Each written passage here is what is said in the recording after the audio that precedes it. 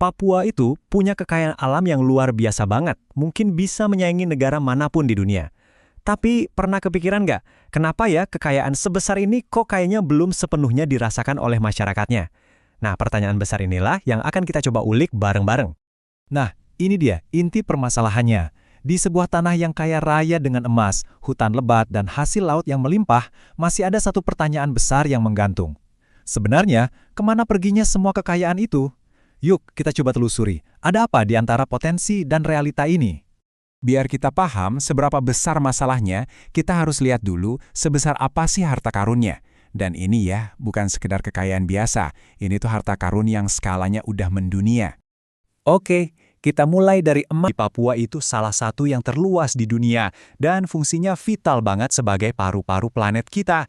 Nilainya bukan cuma dari kayu, tapi dari kemampuannya menjaga iklim global yang penting buat kita semua. Lautan di sekitar Papua itu pusatnya keanekaragaman hayati laut dunia.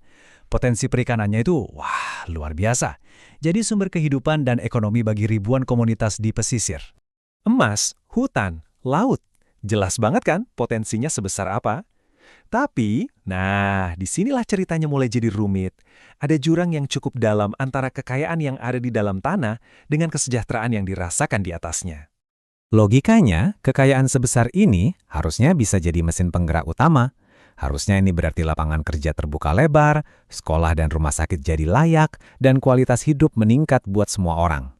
Itulah janjinya kan? Nah, ini dia visual dari paradoksnya. Di satu sisi, ada visi kemakmuran buat semua. Tapi di sisi lain, kenyataannya, hasilnya tuh seolah nggak sampai ke bawah. Ini bukan cuma soal ekonomi, tapi ini soal keadilan dan seberapa efektif pengelolaannya. Terus sebenarnya di mana sih letak masalahnya? Oke, mari kita coba bedah beberapa tantangan utama yang jadi penghalang potensi ini jadi kenyataan. Kuncinya ada di sini, distribusi. Coba deh bayangin kekayaan alam ini kayak sungai yang alirannya deres banget. Pertanyaannya bukan cuma seberapa deras sungainya, tapi apakah airnya ini benar-benar sampai ke semua ladang?